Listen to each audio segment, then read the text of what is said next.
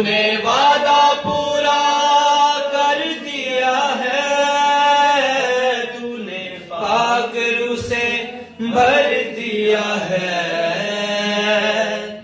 तूने मेरे कदमों को आसमानी राह दिखाई है। तूने मेरे कदमों को आसमानी राह दिखाई है। तेरे मार खाने से यीशु मैंने शिफा पाई है।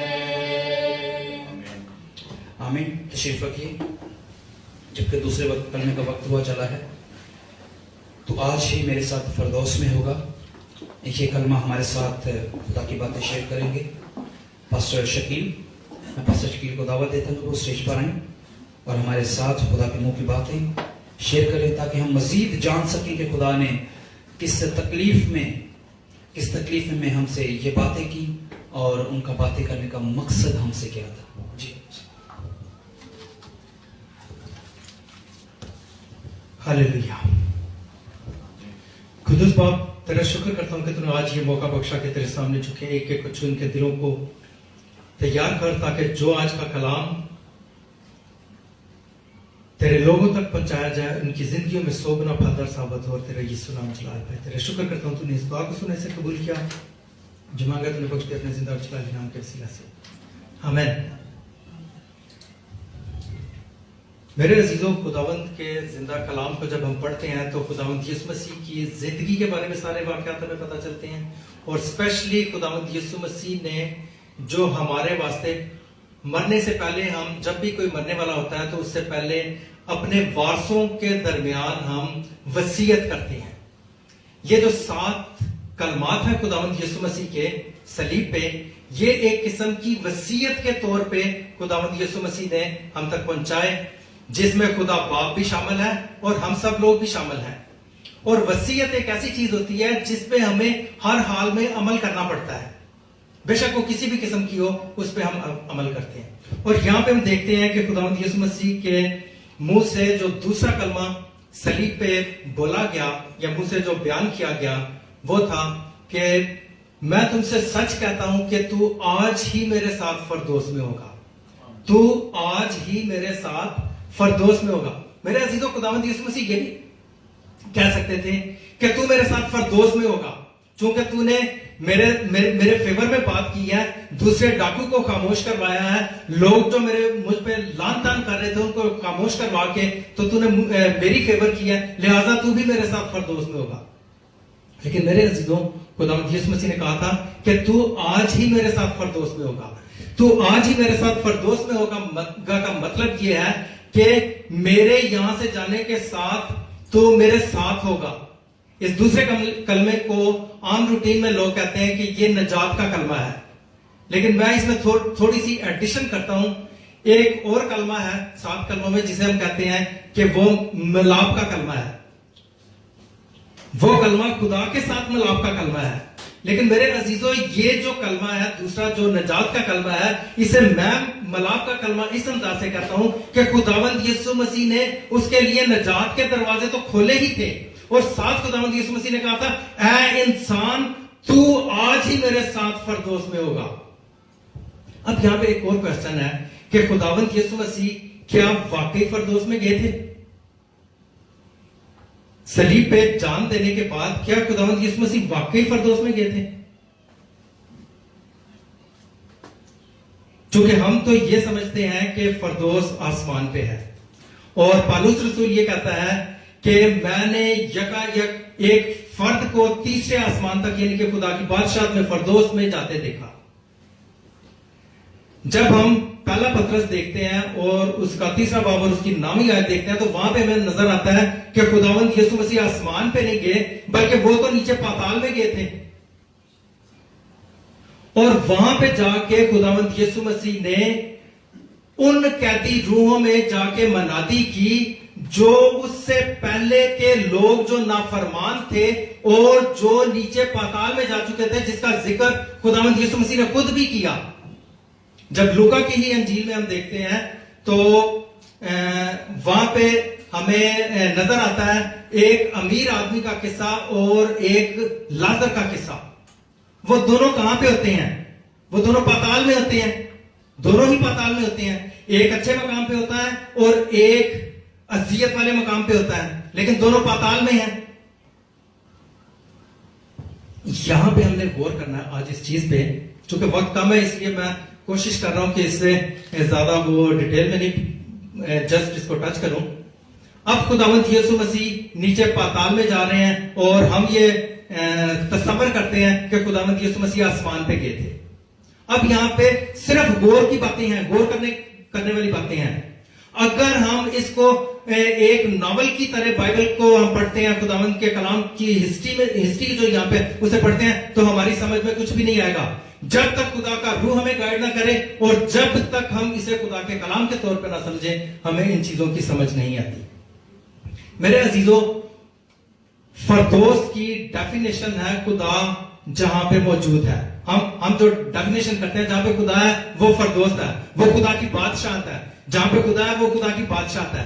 लेकिन मेरे अजीजों, मैं इस चीज को थोड़ा सा सिंपल वर्ड्स में एक्सप्लेन करने की कोशिश करूंगा कि फरदौस खुदा का घर नहीं है। इसको मैं प्रूफ करूंगा बाइबल में से। फरदौस खुदा का घर नहीं है, लेकिन खुदा के हुक्मों पे चलने वालों के घर को फरदौस कहते हैं। खुदा के कलाम के मुताबिक रास्तबाजी पे चलने वालों को फरदौस कहते हैं। जैसा कि अभी मैंने बयान किया, वो लाजर का किस्सा, बल्कि बाद में आप इसको डिटेल से पढ़ सकते हैं। वो पाताल में था और पाताल में दो मकाम थे, एक मकाम अच्छा था, एक बुरा था। और जो वो अच्छा मकाम था वो फरदौस था, और फरदौस उस जगह को कहते हैं जहां पे नजात के लिए अपने आप को ठहराए हुए लोग थे। वो रूहें जो नजात का इंतजार कर रही थी। जैसे कि दाऊद नबी कहता है कि मैं उस दिन का, उस बड़े दिन का इंतजार कर रहा हूं। कौन से बड़े दिन का? उस बड़े दिन का जब खुदावंद यीशु मसीह ने आके इस दुनिया में हमारे लिए नजात के दरवाजों को खोलना है और हमने उस नजात में दाखिल होना है।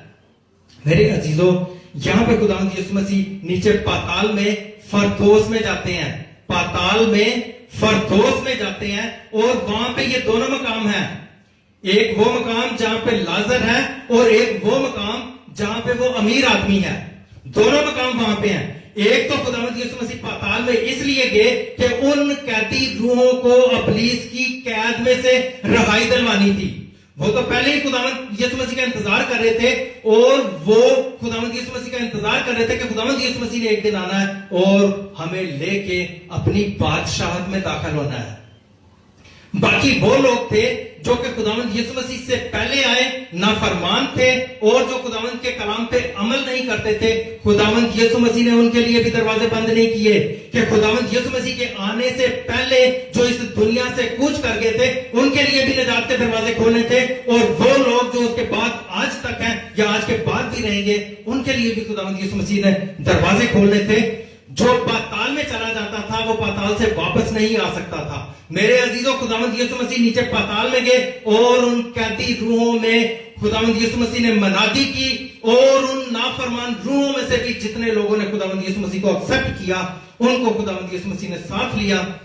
तो उसके बाद खुदावंद यीशु मसीह उन सारी की सारी कैदी रूहों को लेके आसमान पे चले गए, तीसरे आसमान पे चले गए, जो कि हम कहते हैं कि फरदौस कहां पे है? फरदौस आसमान पे है। और खुदावंद यीशु मसीह ने कहा था तो आज ही मेरे साथ फरदौस होगा, लेकिन वहां पे तो ऑलमोस्ट 3 दिन लग गए थे। तीसरे दिन खुदावंद यीशु मसीह वहां से पाताल से वापस आए थे और जिंदा हुए थे। और उसके बाद 40 रोज तक खुदावंद यीशु मसीह बाप के पास आते जाते रहे, और 40वें दिन प्रॉपर तरीके से बदन के साथ खुदावंद यीशु मसीह आसमान पे गए। और खुदावंद यीशु मसीह ने इस चीज को साबित किया कि खुदावंद यीशु मसीह आसमान पे चले गए हैं। और जब हम इसी के बारे में देखते हैं तो यूहन्ना आरबी और पालूस भी ये इस चीज का बयान करते हैं कि खुदा का तख्त जो है वो आसमान पे लगा हुआ है।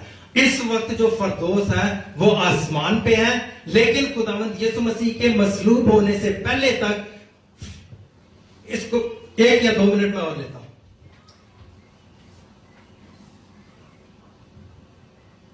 पास्टर खुरम, आपका घर यहां पे कहां पे है? बुचर में पास्टर साहब का घर है। अगर हम कहेंगे कि पास्टर साहब का घर कहां पे है तो क्या कहेंगे? सबने सुना, बुचर में है। लेकिन इससे पहले पास्टर साहब आप कहां पे रहते थे? पाकिस्तान। इससे पहले पास्टर साहब कहां पे रहते थे? पाकिस्तान। अगर पहले कोई इनसे पूछता कि पास्टर साहब आपका घर कहां पे है, तो ये क्या कहते? पाकिस्तान। उसके बाद इनसे पूछा गया कि आप कहां पे रहते हैं, इन्होंने कहा मैं बुचन कोरिया में रहता हूं। बिल्कुल यही चीज है कि पहले फरदौस जो है वो पाताल में था, कैदी रूह, यानी कि वो पाक रूहें जो खुदावंद यीशु मसीह का इंतजार कर रही थी, पीस में थी, लेकिन वो नजात याफ्ता अभी नहीं थी। पीस में थी लेकिन नजात याफ्ता अभी नहीं थी। रास्तबाज थे वो, लेकिन नजात याफ्ता अभी नहीं थे, क्योंकि उनके लिए नजात के दरवाजे नहीं थे खुले।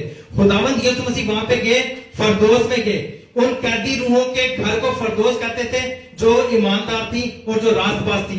पहले वो पाताल में रहती थी, फरदौस पाताल में था, और जब उनको उठा के ऊपर आसमान पे ले जाया जाए तो फिर वो फरदौस कहां पे चलेगी? आसमान पे। मेन चीज ये है कि उन ईमानदारों के घर को फरदौस कहते थे। और खुदावंद यीशु मसीह ने कहा था, चूंकि तूने मुझे खुदा का बेटा मान लिया, तुमने मुझे खुदा का बेटा मान लिया। और जब उसने पहला जुमला उस डाकू का ये था खुदावंद यीशु मसीह के लिए कि जब तू अपनी बादशाह में जाएगा तो मुझे याद करना। और इससे पहले वो डाकू से क्या बयान करता है? डाकू से कहता है, ओए तू भी गुनाहगार है, मैं भी गुनाहगार हूं, और ये तो बेगुनाह है। हम गुनाहगार हैं। वो अपने गुनाहों का इकरार करता है पहले, और उसके बाद खुदावंद यीशु मसीह को निजात देना मानता है कि तू ही निजात दे सकता है, और मुझे पता है कि तू खुदा का बेटा है, और तू अपनी बादशाह में जाएगा तो मुझे भी वहां पे याद रखना। मेरे अजीजों, इस कलमे से हम जो नतीजा निकालते हैं वो ये कि हमें अपने गुनाहों का इकरार करना है पहले सबसे, उसके बाद खुदावंद यीशु मसीह को अपना निजात दहिंदा मानना है। और जब हम अपने गुनाहों का इकरार करके खुदावंद यीशु मसीह को अपना निजात दहिंदा मान लेते हैं, तो मेरे अजीजों, हमारे लिए ये निजात का जो दूसरा कलमा है, हमारे लिए निजात के दरवाजे खुल जाते हैं, और हम खुदा के साथ मिलाप करने के काबिल हो जाते हैं इस दूसरे कलमे के मुताबिक। इसलिए मेरे अजीजों,